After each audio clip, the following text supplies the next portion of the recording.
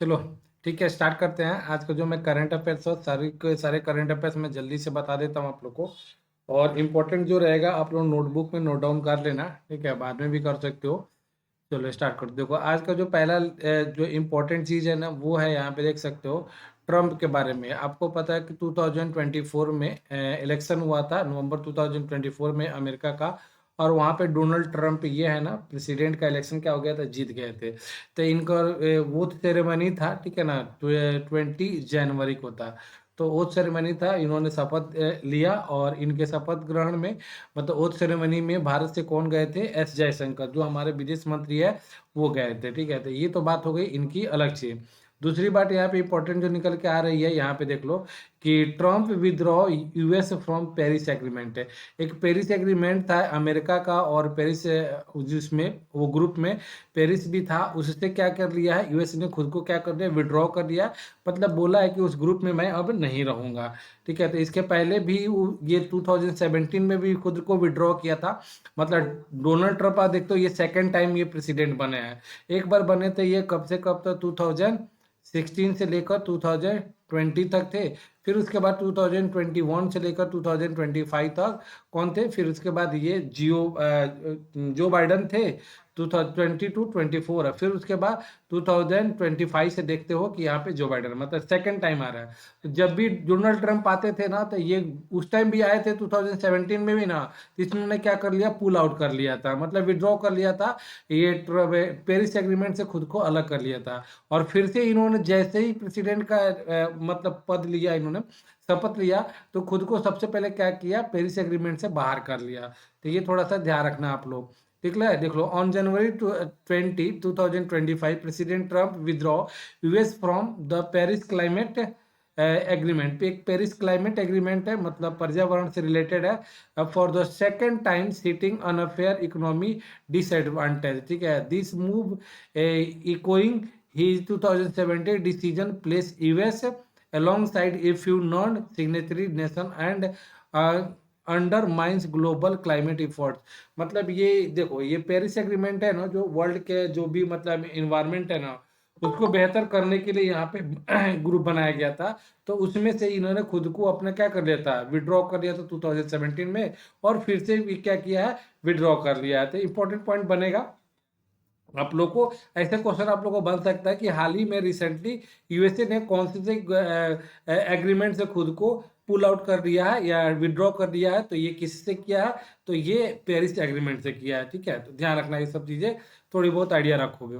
फिर यहाँ पे देख लो, यहाँ पे भी, यहाँ पे देखो ये भी चीजें इंपॉर्टेंट है। WHO आप लोग को पता होगा ना, वर्ल्ड हेल्थ ऑर्गेनाइजेशन, मतलब पूरा वर्ल्ड का जो हेल्थ होता है ना, हेल्थ के बारे में ध्यान रखने के लिए ये संस्था बनाया गया था, WHO। और यहाँ से भी क्या कर दिया है, यूएसए ने पुल आउट कर लिया, बोला है कि पुल आउट हम करते हैं। ये क्यों किया है, थोड़ी सी मैं आपको बैकग्राउंड बता देता हूँ। 2020 में क्या हुआ था, कोविड आया था, ठीक है ना, कोविड आया था, कोरोना आया था उस टाइम में। और उस टाइम में आप लोगों को पता होगा, याद होगा कि 2020 में कोविड में अमेरिका से के बहुत लोग मरे थे, अमेरिका के बहुत लोग मरे थे। और इसने जो WHO के जो मतलब प्रेसिडेंट है ना, एंटेनियो गुटरेस नाम है इनका, इन्होंने चाइना का थोड़ा सा मतलब सपोर्ट किया था। पूरी कंट्री बोलती रह गई कि चाइना ने के द्वारा ये क्या बोला है वायरस फैला हुआ है। तो बाद में इनका मतलब चाइना का सपोर्ट, मतलब क्या, मतलब चाइना के अगेंस्ट में इन्होंने जो WHO के जो क्या बोलते हैं चेयरमैन है ना, उन्होंने नहीं बोला था। जिसके वजह से क्या हो गया था कि मतलब ट्रम्प इनसे गुस्सा हो गए थे। और उसी टाइम 2020 में ही क्या हुआ था, इलेक्शन भी हुआ था यूएसए का। और यूएसए में बहुत ज्यादा डिस्ट्रैक्शन हुआ था कोविड के चलते। तो जनता क्या थी, गुस्सा थी। तो उसी टाइम क्या कर दिया, 2020 में क्या किया था यूएसए ने, यूएसए ने क्या हुआ था, WHO से खुद को अलग कर लिया था। और जिसके वजह से मतलब अलग कर लिया था, और उस टाइम इलेक्शन हुआ, तो डोनाल्ड ट्रंप भी क्या हो गए, हार गए डोनाल्ड ट्रंप। तो उसके बाद फिर से यहाँ पे बने हैं। तो आते ही ये दोनों काम किया उन्होंने, पेरिस एग्रीमेंट से अलग किया है, और WHO से भी क्या कर लिया, खुद को विड्रॉ कर लिया है, ठीक है। तो थोड़ी सी कहानी के तरफ पे याद रखना। देखो अब मैं चीजें इसको पढ़ के बता देता हूँ, देख लो यहाँ पे। The US, under an executive order by President Donald Trump, has initiated withdrawal from the World Health Organization (WHO), citing it miss ending, ठीक है ना, मिसएंडिंग देख लो यहाँ पे, कोविड-19 pandemic, financial disparities and political influence concern, मतलब जो कोविड-19 आया था ना उसी टाइम में मिस मतलब गड़बड़ यहाँ पे क्या हुआ था, जो मतलब डब्ल्यूएचओ के जो मतलब वर्ल्ड हेल्थ ऑर्गेनाइजेशन के जो क्या बोलते हैं चेयरमैन थे ना, उनको अच्छे से संभाल नहीं पाए थे, और चाइना का इन्होंने क्या किया, चाइना का बुराई नहीं किया था, जिसकी वजह से गुस्सा होकर उस टाइम भी मतलब डब्ल्यूएचओ से बाहर निकल गए थे। मतलब यूएसए जो भी ऐड वगैरह देता था ट्रस्ट के माध्यम से, तो वो पैसा देना बंद कर दिया था, और फिर से यहाँ पे ये काम हो गया। देख लो यहाँ पे, USA announce withdraw from WHO sitting covid mister financial disparities and political influence concern, suspended all foreign aid for 90 days। अभी 90 डेज के लिए गिरा है इन्होंने, ठीक है। तो याद रखना यहाँ पे फाउंडेशन, देखो डब्ल्यूएचओ का फाउंडेशन कब हुआ था, ये 1948 में हुआ था। हेडक्वार्टर इसका क्या है, तो जेनेवा स्विट्जरलैंड में है, ठीक है। तो ये ध्यान रखना। यहाँ पे करंट डायरेक्टर कौन सा है, यहाँ पे टेड्रोस, ठीक है ना, टेड्रोस है। सॉरी सॉरी, यूएनओ को जो चेयरमैन है ना यूएनओ को, वो है एंटोनियो गुटरेस, और ये जो मतलब डब्ल्यूएचओ का है ना, ये टेड्रोस है, टेड्रोस। याद रखना, थोड़ी मिस्टेक हो गई, जो यूएनओ का, ठीक है, याद रख सकते हो आप लोग, ध्यान रखना। US contribute 80% of WHO budget, previously its largest donor. मतलब जितना भी अगर मान लो कि साल में पैसा मिलता है ना डब्ल्यूएचओ को, उसमें से 18% यहाँ पे डोनर करता है कौन, अमेरिका करता है। अगर सोच लो कि इतना पैसा अगर अमेरिका अगर डब्ल्यूएचओ को नहीं देगा तो कैसे काम चलेगा, ठीक है। तो इसलिए 2020 का पेंडेमिक का जो गुस्सा है ना, अभी से फिर से यूएसए ने निकाला है, मतलब डोनाल्ड ट्रंप ने। इसके मतलब डब्ल्यूएचओ कोविड के चलते ही उस टाइम क्या हुआ था, डोनाल्ड ट्रंप की हार हुई थी, ठीक है। आगे बढ़ते हैं। अब देखो अगला चीज जो यहाँ पे है, छत्तीसगढ़, ठीक है ना, छत्तीसगढ़ सीएम लॉन्च ₹10 के annual aid scheme for labourers. मतलब क्या बोलते हैं ना, जो भी लेबर लोग है ना, छत्तीसगढ़ में लेबर लोग है, उनको साल का 10,000 रुपया ये देगा कौन, छत्तीसगढ़ का सीएम जो है। तो छत्तीसगढ़ के सीएम का नाम याद रख सकते हो, विष्णु देव साई। छत्तीसगढ़ के सीएम का नाम क्या है, विष्णु देव साई। इन्होंने जो लेबर लोग है ना उनके लिए 10,000 रुपया सालाना देने की ये बात किया है, ऐड किया है, ठीक है ना। और कितने लोग को दिया जाएगा, तो 7.5 लाख जो लोग है ना लैंडलेस, मतलब जिनके पास जमीन वगैरह नहीं है, लेबर का काम करते हैं, उन लोगों को मतलब ये दिया जाएगा, ठीक है। तो याद रख सकते हो, ये सब पूछा जा सकता है कि जो 10 लाख रुपया लेबर को देने के लिए एनुअली कौन से स्टेट ने अनाउंस किया है, तो ये छत्तीसगढ़ है, ठीक है। छत्तीसगढ़ के सीएम का नाम याद रखना, विष्णु देवसाई, ठीक है, विष्णु देवसाई। कैपिटल जो है आपको छत्तीसगढ़ का रायपुर है, ठीक है। आगे बढ़ जाओ। अब देखो यहाँ पे कुछ चीजें डोनाल्ड ट्रंप के बारे में, और भी चीजें इंपॉर्टेंट है यहाँ पे। देखो द हिंदू का सारे सारे के सारे मैं पेपर जो लिया हूँ हिंदू का ही लिया हूँ, तो इसका हिंदी में नहीं कर पाया हूँ, सिर्फ इंग्लिश है। Trump declares end to US citizenship by birth. देखो अब थोड़ी सी बात यहाँ पे समझ लो।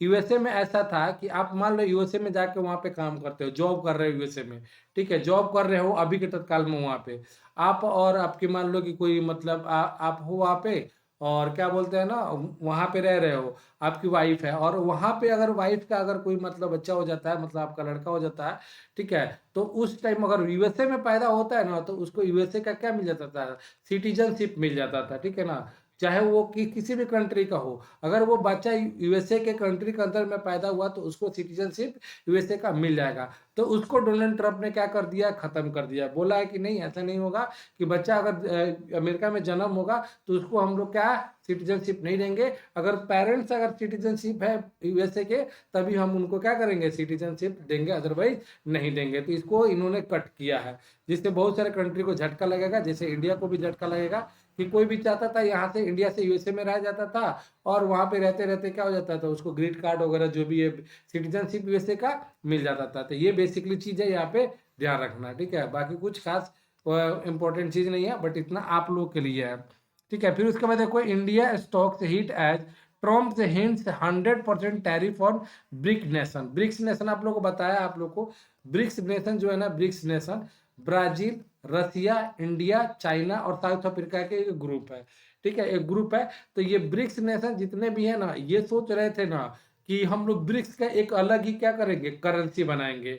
ब्रिक्स का करेंसी, जैसे डॉलर करेंसी है ना, रुपया करेंसी है ना, तो ये 5 कंट्री मिलके एक अलग से क्या करेंगे, करेंसी बनाएँगे और वही करेंसी को हम लोग क्या करेंगे, आपस में यूज़ करेंगे या दूसरे कंट्री के थ्रू भी क्या करेंगे, यूज़ करेंगे।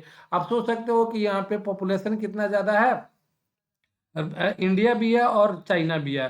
तो अगर ये 2 कंट्री अगर मिलके अगर करेंसी का यूज़ करने लगता है, तो डॉलर का यूज़ क्या हो जाएगा, कम हो जाएगा। तो डॉलर का यूज़ कम हो जाएगा, तो डॉलर की क्या हो जाएगी, वैल्यू भी क्या हो जाएगी, कम हो जाएगी। लेकिन इसमें ये भी रिस्क है कि अगर मान लो कि आज ये बना लेते हो, कल हो के ये सक्सेस नहीं होता है, तो अब आप लोग को डॉलर पे जो ये डोनाल्ड ट्रंप है ना, इन्होंने बोला है कि जो भी ब्रिक्स कंट्री है ना, इनका इशारा यही था कि अगर ये ब्रिक्स डॉलर करेंसी को अपनाते हो, तो आपके ऊपर 100% टैरिफ लगाया जाएगा। मतलब कोई भी अगर वहाँ पे सामान बेचने जाते हो ना, तो जितना का सामान है उतना रुपया वहाँ पे टैक्स लगेगा। तो ये थोड़ा-सा इन्होंने बोला है, ठीक है? जिसके चलते इंडिया को थोड़ा-सा ज़्यादा टेंशन हो गया है कि अगर मान लो कि ब्रिक्स करेंसी अगर आता है, तो वैसे इंडिया ने क्लियर किया है कि नहीं, हम लोग ब्रिक्स करेंसी के बारे में ऐसा कुछ हम लोग सोच नहीं है। पहले से इंडिया ने क्लियर कर दिया, नहीं तो थोड़ा ज़्यादा दिक्कत हो जाएगा इंडिया को। तो ये सब चीज़ है, थोड़ा-सा आप लोग पढ़ सकते हो यहाँ पे।